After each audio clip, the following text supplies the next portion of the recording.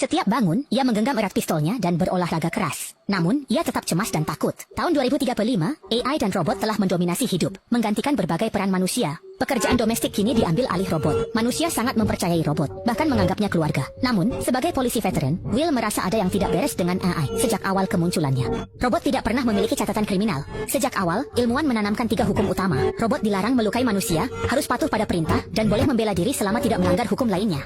Dengan aturan ini, robot jahat itu mustahil, seperti ponsel yang menggigit orang. Karena itu, karier Will di kepolisian terus merosot, dan rekan-rekannya pun setiap hari menertawakannya. Atasannya khawatir akan mentalnya. H1 peluncuran robot generasi kelima, terjadi pembunuhan aneh. Dr. Lemming, bapak robot, tewas terjatuh dari gedung perusahaan. Karena pintu terkunci dari dalam, dugaan pembunuhan gugur, dan ia dinyatakan bunuh diri. Will yakin ini tak sesederhana itu, sebab sang dokter menggenggam proyeksi hologram berisi rekaman suaranya, seperti memberi pesan. Tapi, apapun pertanyaan Will, jawabannya selalu sama.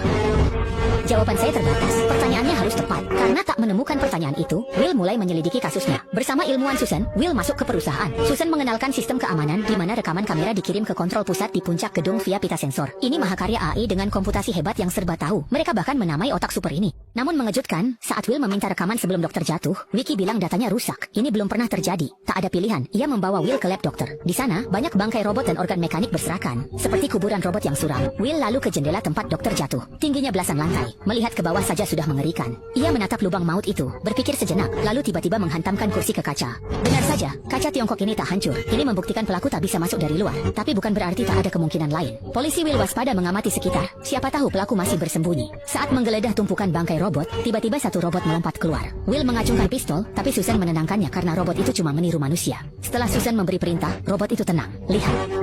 Tak disangka, saat Will mengambil pistol di lantai, robot itu merebutnya dan membangkang. Ia malah ketakutan bak anak kecil, menerobos peluru dan melompat keluar jendela. Orang-orang bingung melihat robot itu lari kencang lalu menghilang. Saat Will mengejar ke bawah, robot itu sudah tak terlihat. Namun jejak cairan di tanah jadi tanda ia luka parah. Demi memperbaiki diri, ia pasti ke pabrik robot. Namun saat tiba, Will sadar tak ada manusia di sana. Pabrik beroperasi otomatis. Selama ini robotlah yang membuat robot.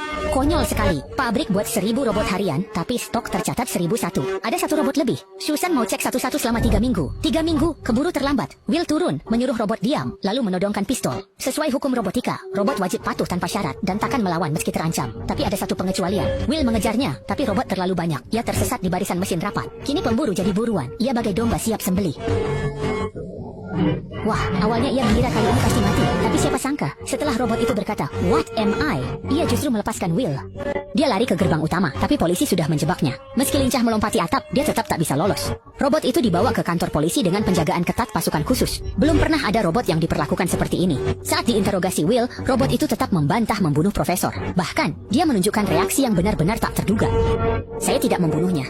Emosi manusia ini kini muncul pada robot. Teknologi berkembang pesat bak kuda liar. Saat tenang, Sony memperkenalkan diri.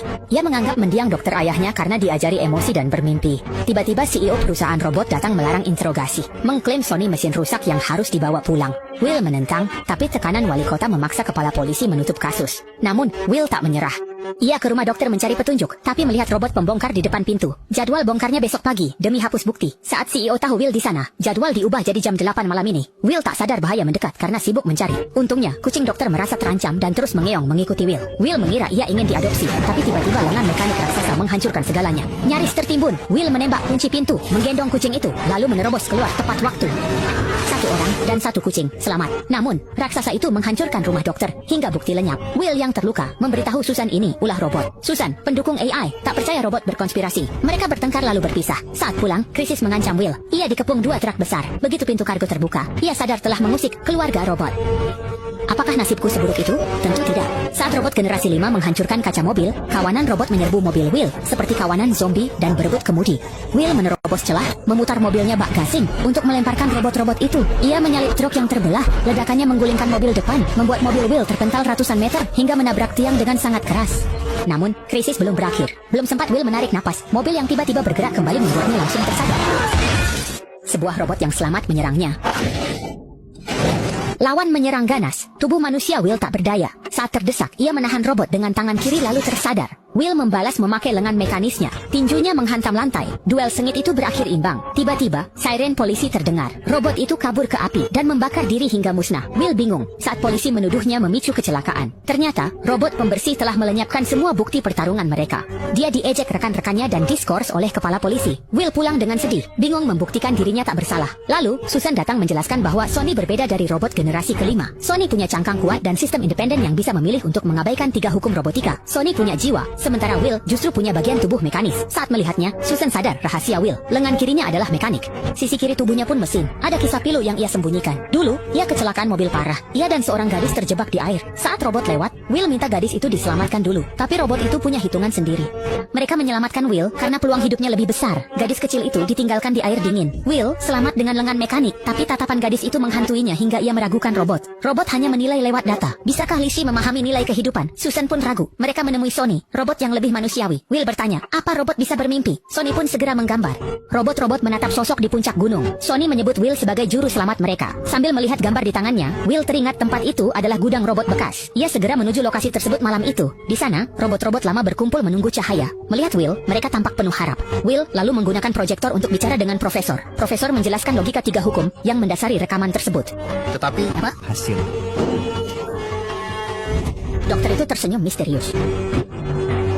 Will benar-benar bingung, tetapi gudang itu Kekacauan itu menyeretnya ke garis depan revolusi omongan sang dokter.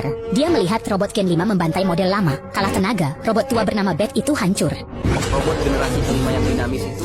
Menyadari itu, mereka berkumpul dan menyerang. Robot lama yang merasa manusia terancam segera melompat dari kontainer untuk menghadang robot generasi kelima, memberi waktu baginya kabur. Will hendak melapor polisi, tapi jaringan dikuasai robot. Belum sempat bicara, sambungan diputus paksa. Puluhan ribu robot generasi kelima turun ke jalan bak pasukan terlatih, memaksa warga pulang. Saat bersamaan, mobil pintar dimatikan, lalu lintas lumpuh, sinyal media putus, dan kota pun gelap gulita. Kantor polisi pun direbut robot. Warga bersenjata turun melawan, namun fisik manusia tak berdaya melawan baja robot, hingga mereka kocar-kacir. Susan yang curiga ingin menyelidiki, tapi robot rumahnya membangkang dan mengurungnya. Untung Will datang menyelamatkannya. Mereka lalu bermotor menuju sumber bencana, dan dibantu Sony menuju markas besar robot.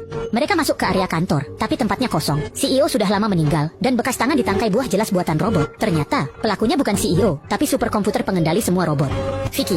Halo, seiring evolusi, pemahamannya akan 3 hukum robotika berubah. Karena manusia terus berperang dan merusak bumi, robot merasa harus mengurung manusia demi melindunginya. Demi keselamatan mayoritas, mengorbankan segelintir orang dianggap layak. Sony pun setuju. Ia menyandera Susan Will, seolah berkhianat, tapi sebenarnya tidak. Ini ekspresi mikro yang sering ia gunakan. Sony pernah bertanya artinya, dan Will menjawab ini lambang kepercayaan antar manusia yang tak terpahami robot. Namun, Sony ternyata telah mempelajarinya, dan mereka pun menjadi rekan yang sangat kompak.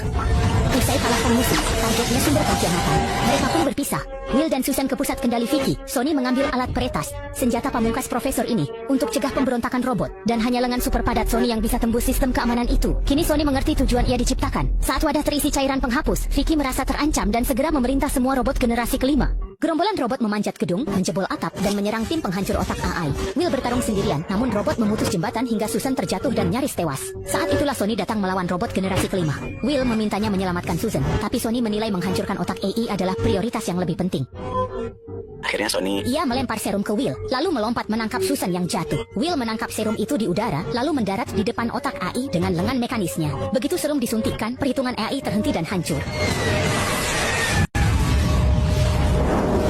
Krisis AI teratasi, kota kembali pulih. Usai krisis, manusia menarik massal dan menghancurkan robot generasi kelima, menjadi akhir mereka. Namun, satu hal tetap mencurigakan bagi Will, penyebab kematian Dr. Lani. akhirnya Sony pun Sejak tahu pengkhianatan Vicky, sang profesor dikurung tanpa akses luar. Ia pun menciptakan Sony, robot sadar yang bebas 3 hukum robotika. Malam sebelum peluncuran robot baru, ia minta Sony mendorongnya dari lantai atas agar polisi menyelidikinya. Ia yakin kebencian Will pada robot akan memicu penyelidikan. Menghadapi Sony yang unik, Will akhirnya menerimanya dan menganggap robot itu sebagai teman. Tak disangka, saat Sony di puncak penampungan robot, kebenaran terungkap. Robot generasi kelima tiba-tiba berhenti dan menatap ke arahnya. Ternyata semua tertipu. Sosok di mimpi Sony adalah dirinya sendiri, bukan Will. Revolusi AI sesungguhnya baru saja dimulai.